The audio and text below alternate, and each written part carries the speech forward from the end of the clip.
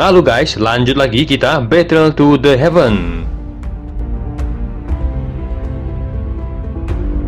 Dia segera teringat kata Zukun yang telah menyebutkan bahwa Dewa Tusa adalah api surgawi yang telah berevolusi setelah menelan 21 api surgawi. Selanjutnya dia berlatih untuk waktu yang sangat lama sebelum akhirnya mencapai Doudi. Apa ada Doudi yang muncul di benua Douchi saat ini? Tanya Dewa Tusa menatap Xiaoyan sambil tersenyum. Dewa Tusa adalah Doudi terakhir di benua Douchi sampai sekarang, tidak ada Doudi lain yang muncul setelah Dewa Tusa, kata Xiaoyan. Seperti yang saya harapkan, kata Dewa Tusa tidak terlalu terkejut dengan jawaban Xiaoyan, sebaliknya dia mengangguk dengan lembut. Apa Dewa Tusa mengetahui alasan untuk ini? Saya pernah mendengar leluhurku mengatakan bahwa benua Douchi saat ini tampaknya memiliki energi misterius yang telah hilang, tanya Xiaoyan dengan penasaran. Leluhurmu cukup mampu, dia benar-benar bisa menemukan itu, kata Dewa Tusa tertawa kecil. Dia sedikit terkejut saat mendengar itu sebelum melanjutkan, memang benar demikian, dengan aliran waktu, benua Douchi saat ini mulai kekurangan sesuatu, itu adalah faktor penting untuk mencapai Doudi, jika tidak, terlepas dari seberapa luar biasanya bakat seseorang, dia hanya bisa berhenti di depan langit. Xiaoyan mengerutkan keningnya saat mendengar itu sebelum bertanya, apa yang hilang? Asal, kata Dewa Tusa mengucapkan kata yang tampaknya dalam dan tak terduga. Asal, gumam Xiaoyan mengerutkan keningnya saat mendengar kata yang bermakna dalam. Selama zaman kuno, beberapa ahli menyebutnya sebagai origin Qi, itu adalah energi misterius yang terbentuk bersama benua, hanya setelah menyerap origin Qi, seseorang akan berhasil menembus penghalang Douchi. Kata Dewa Tusa mengangguk sedikit dan melanjutkan, setiap tempat akan memiliki beberapa origin Qi yang terbentuk saat dibuat, namun origin Qi tidak dapat dibuat lagi, karena itu membuatnya berkurang di benua ini. Doudi adalah keberadaan yang melampaui benua ini, kemunculan setiap Doudi akan sangat menguras banyak origin Qi yang pada akhirnya akan mencapai titik di mana tidak ada yang tersisa, itulah alasan mengapa seorang Doudi belum muncul sampai saat ini, kata Dewa Tusa tersenyum. Xiaoyan hanya tersenyum getir saat mendengar itu sebelum berbicara, seseorang telah memperoleh pil embrio yang ditinggalkan Dewa Tusa saat ini orang itu sedang melakukan pembantaian dan secara paksa menyerap energi untuk menyelesaikan pil embrio kata Xiaoyan mengerutkan keningnya. Pil embrio mengandung jejak inti di Qi, jika orang itu benar-benar mampu menyelesaikan langkah terakhir, bukan tidak mungkin baginya untuk maju ke Doudi, kata Dewa Tos tersenyum sebelum mengalihkan matanya ke Xiaoyan, saya tahu tujuanmu datang ke sini. Ekspresi Xiaoyan sangat serius saat mendengar itu sebelum berkata, aku berharap Dewa Tusa akan membantuku, ini bisa dianggap bencana besar di benua Douchi, kata Xiaoyan sambil menangkupkan tangannya. Saya tidak terlalu tertarik apakah ada musibah atau sebaliknya, kamu mungkin harus menyadari identitasku kata Dewa Tusa tersenyum sebelum melanjutkan, namun karena kamu bisa datang ke tempat ini, kamu secara alami adalah orang yang paling cocok untuk mewarisi warisanku, kata Dewa Tusa tersenyum. Terima kasih atas bantuan Dewa Tusa kata Xiaoyan dengan sukacita melonjak di matanya. Dewa Tusa tersenyum, dia melambaikan tangannya dan jiwa kecil tiba-tiba muncul di tangannya, api lotus iblis sudah lama kita tidak bertemu, kata Dewa Tusa melihat jiwa di tangannya sambil tertawa pelan. Wajah kecil Yiwa nampak dingin saat menatap Dewa Tusa, namun dia tidak mengatakan apapun, hanya ada ekspresi kehilangan yang muncul di wajahnya. Dia tampaknya tidak dapat mengingat dengan jelas masa lalu yang jauh, dan hanya bisa merasakan perasaan ketakutan dan emosi yang rumit terhadap orang tua ini. Sepertinya kamu masih sangat membenciku, kata Dewa Tusa mengabaikan tatapan dingin Yiwa, sebelum mengalihkan matanya ke arah Xiaoyan, aku bisa melihat sesuatu yang akrab di tubuhmu, jika saya menebak dengan benar, kamu seharusnya berlatih metode Qi misterius yang dapat menelan banyak api surgawi bukan? Tanya Dewa Tusa. Xiaoyan sedikit terkejut sebelum mengangguk pelan. Metode Qi itu tidak buruk. Saat itu, saya berhasil mencapai Doudi karena mantra api itu, kata Dewa Tusa tersenyum. Dewa sebenarnya adalah pencipta api mantra api itu? Tanya Xiaoyan terkejut. Kamu salah menebak, mantra api yang kamu bicarakan tidak dibuat olehku. Ketika jiwa dan kecerdasan saya terbentuk saat itu, saya secara kebetulan menemukan metode Qi itu dalam keadaan saya yang hilang. Hal ini mengakibatkan saya mengalami beberapa perubahan, kata Dewa Tuse tersenyum sebelum melanjutkan. Kalau dipikir-pikir, metode Qi ini sangat membantuku. Saya juga cukup penasaran dengan pembuatnya, namun saya belum pernah bertemu dengannya. Mungkin kami berdua hampir tidak bisa dianggap berasal dari sekte yang sama, kata Dewa Tuse tersenyum. Xiaoyan tersenyum getir di dalam hatinya saat mendengar mantra api bukan berasal dari Dewa Tuse. Lalu orang luar biasa macam apa yang telah menciptakan mantra api yang luar biasa itu?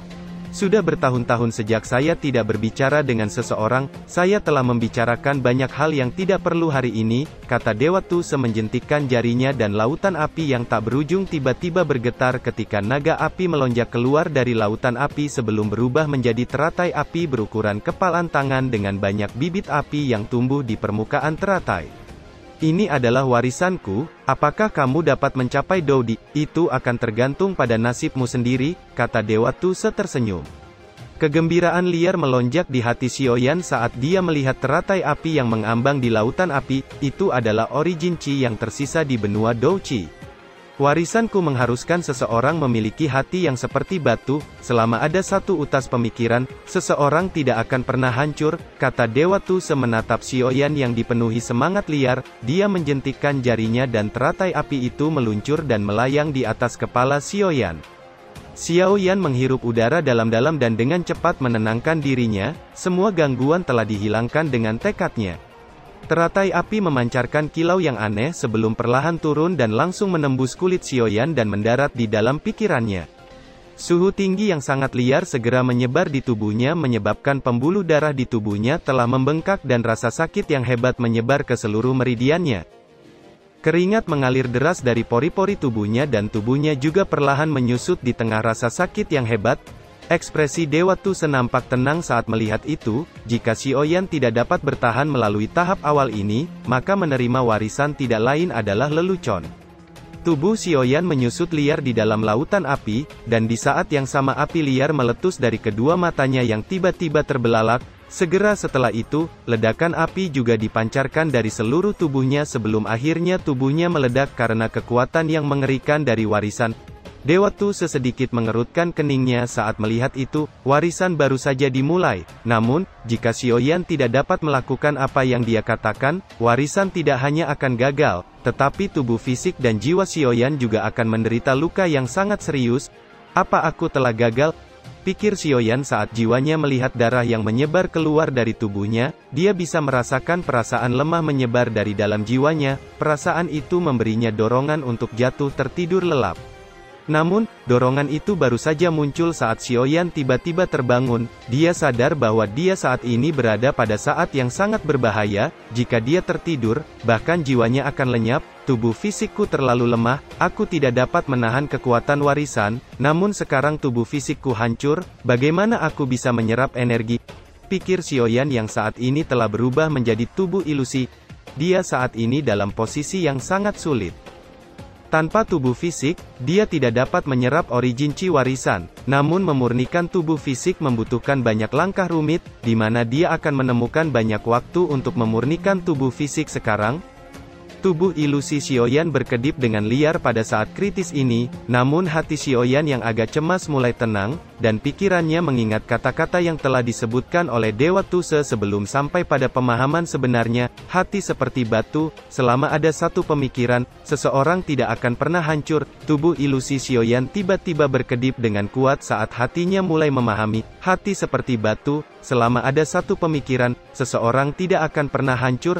Ada cahaya cemerlang yang keluar dari dalam jiwanya saat dia memahami, itu adalah benih teratai api surgawi.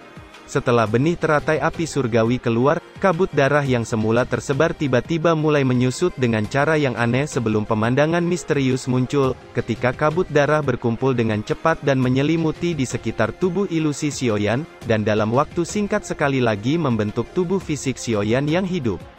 Sukacita liar melonjak di hati Xiaoyan setelah tubuh fisiknya kembali terbentuk. dia bisa merasakan tubuh fisik yang dia bentuk kali ini sebenarnya jauh lebih kuat dari sebelumnya. Itu adalah penciptaan di tengah kehancuran dan terus menciptakan tubuh fisik baru untuk beradaptasi dengan kekuatan warisan Dewa Tuse. Sesaat kemudian teratai api sekali lagi memancarkan kekuatan yang menakutkan menyebabkan seluruh tempat nampak bergetar.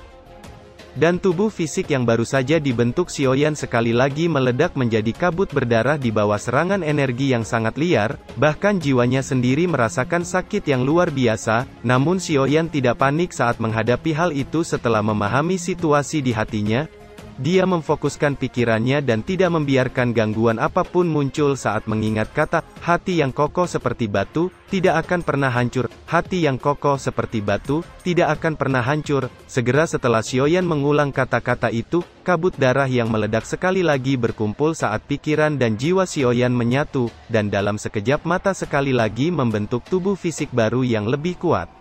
Aliran suara ledakan rendah dan dalam terus-menerus muncul di atas lautan api ketika tubuh Xiaoyan terus menggumpal dan meledak berulang kali, seolah-olah telah terbentuk siklus yang sempurna.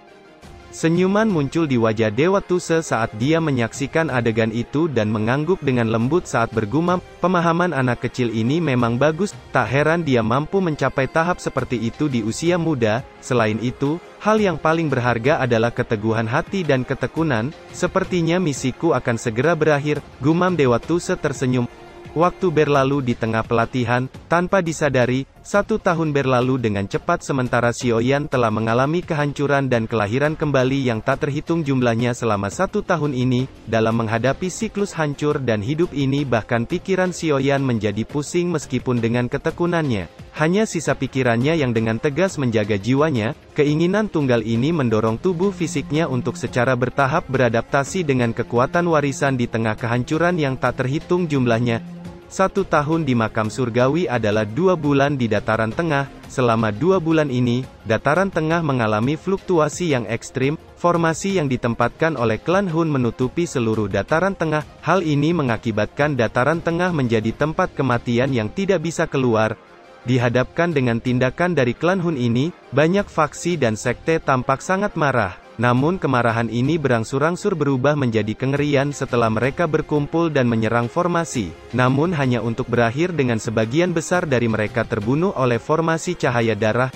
Banyak sekte dan faksi tidak punya pilihan selain berlindung di sekitar aliansi Istana Langit. Pada saat ini hanya tempat di sekitar markas aliansi yang bisa menahan pengikisan formasi darah itu. Karena itu dalam waktu kurang dari sebulan, area di sekitar aliansi telah ditempati oleh banyak ahli menyebabkan seluruh dataran tengah telah turun ke dalam kekacauan saat ini. Aliansi tidak berdaya menghadapi faksi-faksi yang bergegas mencari perlindungan. Yang bisa mereka lakukan hanyalah bekerja sama dengan banyak ahli untuk melepaskan penghalang pertahanan besar yang mencakup wilayah di sekitar aliansi. Meskipun demikian, penghalang pertahanan ini sepertinya masih menyediakan ruang yang tidak memadai. Banyak faksi tidak punya pilihan selain bertarung dengan faksi lain demi menjaga keamanan daerahnya mengakibatkan banyak kematian. Sementara dataran tengah banyak terjadi kekacauan. Gu Yuan, Zhu Kun dan pasukan aliansi lainnya juga mencoba bekerja sama untuk menghentikan Hun Tiandi dari menggunakan semua nyawa untuk menyelesaikan pil tingkat D, namun mereka semua akhirnya kembali dengan kegagalan. Bagaimana bisa begitu mudah untuk menghancurkan formasi yang telah menyerap darah dan jiwa yang tak terhitung jumlahnya dan dijaga oleh Hun Tiandi? Semua orang merasa semakin putus asa saat mereka melihat aura di dalam awan darah menjadi semakin ganas dan mengerikan. Mereka semua mengerti bahwa saat iblis itu keluar dari awan darah, itu akan menjadi akhir dataran tengah. Di ruangan besar markas aliansi, nampak Gu Yuan dan lainnya berdiri di atas panggung tinggi. Mata mereka dipenuhi kesuraman saat melihat penghalang darah besar di langit. Douci Hun Tiandi semakin kuat, aku bisa merasakan bahwa dia akan segera berhasil, kata Zhu Kun mengerutkan keningnya. Hati beberapa orang di sampingnya tanpa sadar tenggelam saat mendengar itu. Jangan bilang kalau kita hanya akan melihatnya menyelesaikan langkah terakhir, kata Lei Ying dengan gusar. Formasi sudah terbentuk, hanya energi yang terkumpul di dalam awan darah saja sudah cukup membuat kita kesulitan, bahkan tidak perlu membicarakan bagaimana kita akan masuk dan menyerang Hun Tiandi, kata Gu Yuan menghela napas dan menggelengkan kepalanya. di luar aliansi juga sedang kacau, banyak faksi yang datang untuk mencari perlindungan, kita mulai bertarung satu sama lain untuk menempati posisi yang paling aman, kata Yan Qin tersenyum getir. Sekelompok sampah tak berguna. Saat itu, mereka hanya bermalas-malasan di samping saat kita bertarung dengan klan Hun, sekarang mereka berani datang mencari perlindungan kita, kata Lei Ying mendengus dingin. Tidak perlu terlalu pesimis, kita masih memiliki sedikit harapan, kata Gu Yuan sedikit tersenyum, sebuah kilatan melonjak di mata semua orang yang tampaknya mengingat harapan terakhir saat mendengar kata Gu Yuan. Sekarang kita hanya bisa berharap agar Xiaoyan berhasil menerima warisan Dewa Kuno, itulah satu-satunya cara bagi kita untuk membalikkan keadaan, kata Gu Yuan. Senyuman perlahan muncul di wajah semua orang saat mendengar itu.